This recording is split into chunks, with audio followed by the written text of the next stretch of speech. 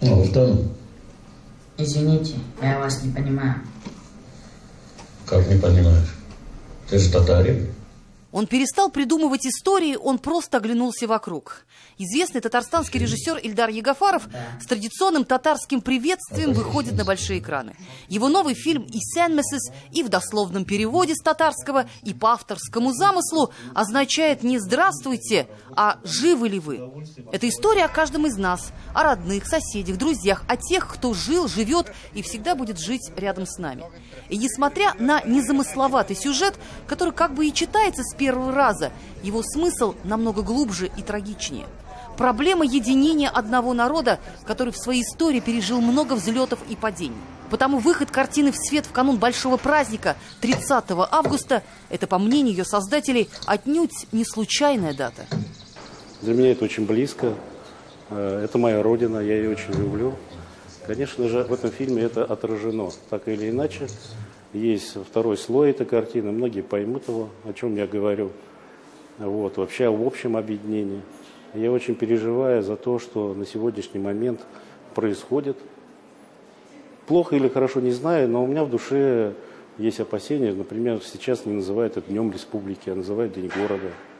Хотя это и есть День Республики для нас, для жителей этой республики, не только для татар. Это время абсолютно повлияло на нас, потому что это была определенная встряска. То есть, если мы двигались в какой-то определенном формате и были уверены в завтрашнем дне, да, то мы начали понимать, что можно мыслить по-другому. Мы стали более свободны, мы стали мыслить в большем масштабе, я так понимаю. И для нас открылись, когда границ была определенная свобода. Эта площадь бурлила в 1917 году. Это была революция. Так вот, 1990 год – это тоже была революция. Четвертая культурная революция.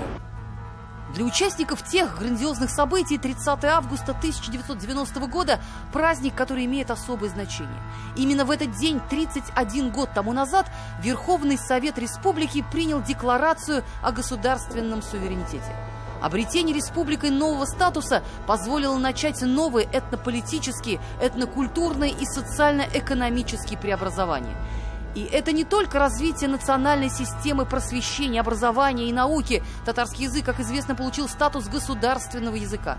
Но главное, появилась возможность последовательно претворять в жизнь социальные и общественные проекты, которые когда-то казались нереальными. То, что захотели элементы самостоятельности республики, выручило, и мы живем вот уже почти 30 лет. Татарстан встает на ноги. Мы тогда даже верить, мечтать не могли, что Татарстан будет образцом для всей России. Как правило, на 30 августа, как на день рождения или на Новый год, принято делать подарки. Только это не какие-то денежные призы или сладкие угощения. Это грандиозные объекты республиканского значения. Вот эту прогулочную зону откроют буквально через несколько часов, как раз на 30 августа. Главное, чтобы люди через какое-то время, придя сюда, могли вспомнить, а по какому поводу всю эту красоту город получил в дар. Но витает ли, как и 30 лет тому назад, на этих новых площадях этот дух романтизма? Есть ли энтузиазм у нынешнего поколения молодежи, воспитанной в новой экономической реальности в эпоху потребления, у которых социологи отмечают признаки размытой идентичности и явного нигилизма? Как сегодня звучит праздник, который за прошедшие годы изменил не только форму, но и содержание? Это памятная дата, и, если хотите, я могу сказать, что это мемориальная дата. Но мы же с вами понимаем, что эволюция эта произошла, тоже достаточно серьезная. Если же кому-то представляется сегодня, что педалировать какие-то нюансы, какие-то факторы не стоит, отмечаем День Республики, отмечаем День Республики. Значит, не будет молодежь знать во всех подробностях. То, что праздник вышел из политической плоскости, явление абсолютно очевидное. Сегодня для людей важны не политические лозунги и слоганы, а уже готовые решения, которые не нужно отстаивать, за которые не обязательно бороться. Потому праздник эволюционировал в сторону культурно-массового шаблона. Правда, среди всей этой праздничной мишуры с сахарной ватой и батутами местами хоть и отдаленно все же еще можно услышать тот тихий, знакомый мотив. Для части моих друзей это время, когда происходит Тат-Культфест или, например, Песчан-базары. То есть это какие-то мероприятия, посвященные татарской культуре, татарской идентичности. Именно в этот день Татарстан и Казань в частности мы можем вообще рассказать о том, кто мы такие, как мы себя чувствуем, как мы себя ощущаем и как мы, самое главное, себя позиционируем. Но можно ли назвать современную интерпретацию праздника особым символом для региона, который традиционно входит в пятерку лучших субъектов в стране по многим показателям? Символ, благодаря которому Татарстан получил этот новый виток в своем развитии. За прошедшие 30 лет появилось целое поколение людей, для которых этот день не имеет, как бы это грустно ни звучало, никакого по сути смысла. Таковы данные проведенных исследований. Никто из респондентов не назвал в числе значимых в жизни дней 30 августа. Хотя, по словам этнологов, потребность в праздниках такого масштаба, исторического и политического смысла будет всегда.